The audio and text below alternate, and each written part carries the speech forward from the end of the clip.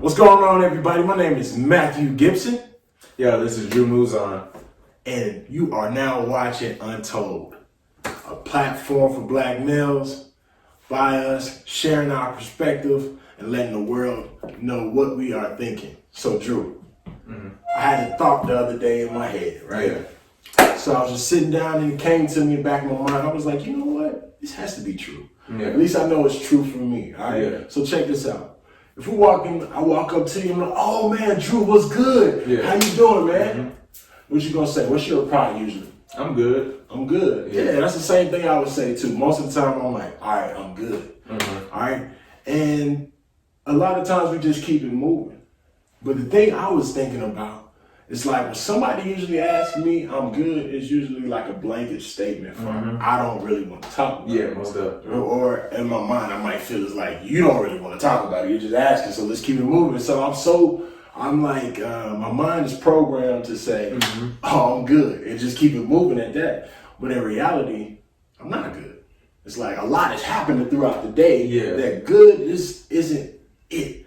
But why do you feel as though, for guys, we say, I'm good, and just leave it at that? And why do you think people don't really probe sometimes? I feel like it's identity kind of issue. I feel like we say that I'm good because we think that the other person don't really care about. And most of the time, when I'm saying, like, I remember when we were meeting, I say, how you doing? That's why I said, how are you? I never answer how I'm doing. I always say, how you doing? Like, it's maybe a Jersey thing, I don't know, but I'm always like, oh, how you doing? Like, I don't ever try to like fully answer. It's always a blinking because there's a guard up within me and with the other people who say the same thing. Like, yo, you don't really care. You're just trying to be polite. Right. You know what I'm saying? So I think systematically we've carried that over into conversations with our homeboys and thinking our homeboys or our homegirls don't really care too much to want to say. So I think and then also too, the black man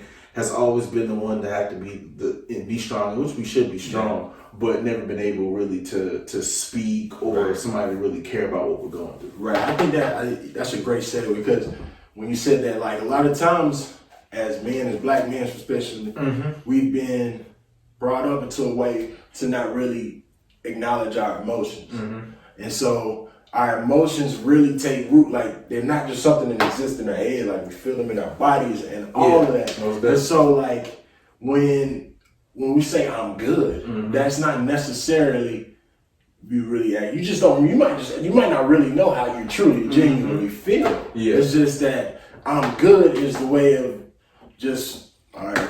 I think this is what it is, but really you're depressed or really you're exhausted. Really you are drained. Really you're frustrated. Really you're angry. You don't. It's all these different words that can really accurately describe how you're feeling, but we just put on this I'm good because that's all we know how to do is just say I'm good and I'm just keep pushing through. When in reality, sometimes I believe those emotions need to be addressed. But like you said, there is that guard that comes with being a man, and it's like, oh man, it's weak. I had a conversation with one of my father figures in my life yesterday, and to show emotion, how he came up is basically is a sign of weakness. You know what I mean? And to express that, to be vulnerable is to be weak. But in reality, what I'm learning, to be vulnerable, to express those emotions, are far from weak, man. Because it taps into a whole nother side of you as a whole man that you've been neglected for so long. So what do you think are some ways or some ways we can knock down that barrier of being able to get past that? Yo, I'm good. Like, let me tell you actually, like how I'm feeling. What do you think in some ways? I think I got a few different ways. One way is this is take a little bit more work on our end, but it's as men expanding our emotional vocabulary. So what I do, that's very true, man. So like it's Christmas season, ladies, check this out. If you want to get your man something, get him an emotional vocabulary wheel. I seen that wheel. I feel like I thought I seen it too. I seen that wheel, and it talks about anger and what anger really is. And I have that in my phone. And it's like it has so many different. So like you might be angry, but you might not be exactly angry. It might be something else that's like, oh, I'm not angry. I might just be frustrated or something like that. But sometimes we don't really know how to. Yeah, most definitely. So I say good because it's about the only emotion I know. It's good, bad, sad. Yeah. There's so many different emotions. So expanding our emotional vocabulary as men is going to help us be able to accurately express ourselves. I feel like like women do a great job at that. Yeah. And biologically, there are reasons behind that, right? Yeah. Women process more words than us, and like they use more words than us, like biologically. Yeah. It's out there.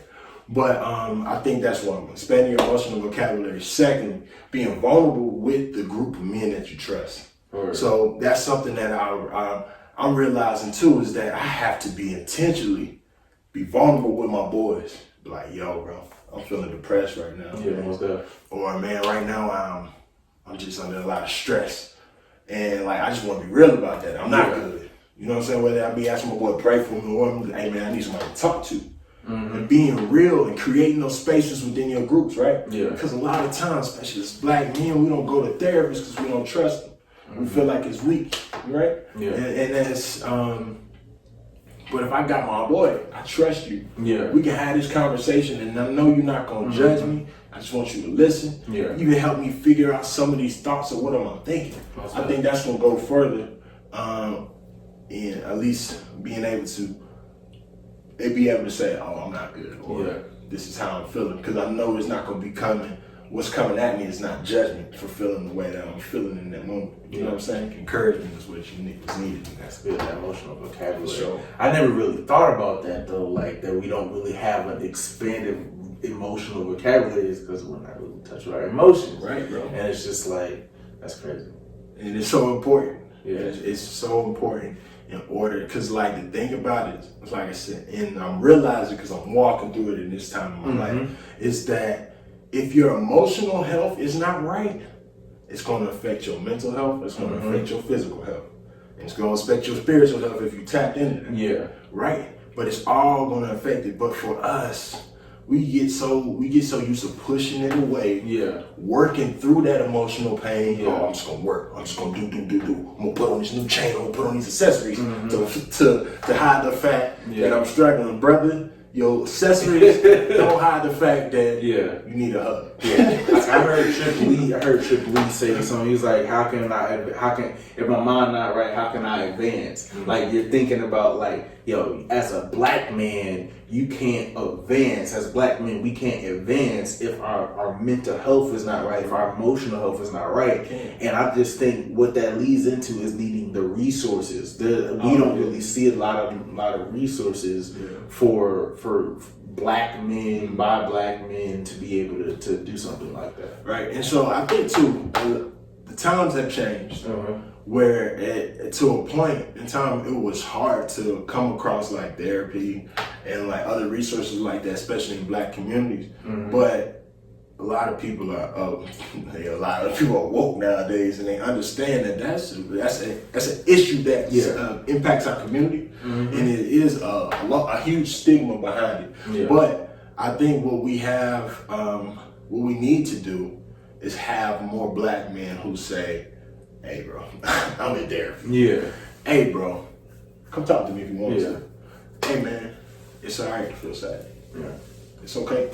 It is. I mean, we don't have to stay there forever. But just know that it's all right that you feel that way. Bro. And then I'm judging. And then too, like acknowledging that, like when it comes to your faith too, I think like for believers that may be watching that, it's stigmatized to go to the preacher or to let Jesus just go pray or whatever, and not really handle your emotions, you know what I'm saying, and not really handle it or go talk to you about it. Man, somebody told me, it said your soul, your emotions are the check engine light of your soul. I was like, ooh, that's deep. Because your soul's a mind, will, and emotions. Right? So it's like, if that shows you how powerful that emotional piece is to even your spiritual well-being. So if you're not checking in on that, then how are you really in tune with what you are, how you feeling, how you are spiritually, right? Right? If you're ignoring that check engine, like you about to have a crash spiritually. Like that's why you find, this is going deeper, but like that's why you find sometimes people they get into legalism a lot, because that at least distracts them from the fact that something is going on emotionally. well, I'm doing the right things. Yeah, they're working. Yeah. But you know what I mean? Facts. Ooh, That's clutch. That is kind of clutch. So as you guys heard the bell.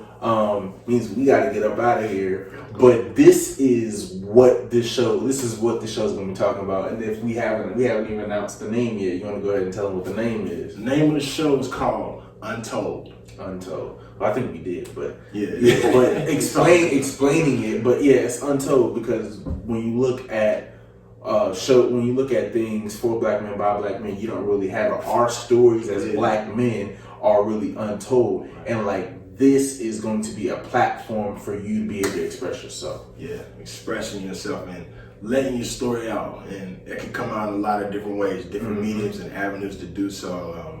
I think a lot of times black men that our perspective is assumed, right? So a lot of people think they assume they know what we think or how we feel. Yeah. But until you hear from the horse's mouth, until you hear from our perspective, you only really just assuming what you think you might know. Yeah. Right? And so all we can do is speak for ourselves and our perspectives as black men, but what we hope to do is create and bring other black men upon here to just really share their experiences and their knowledge. And in that too, it's not just for black men, right? Yeah, it's not just for black men, it's for women. Everybody. We in this together. But I really believe this is a time for us to uplift each other as black men and really tap into a side that we have failed to really tap into in the past.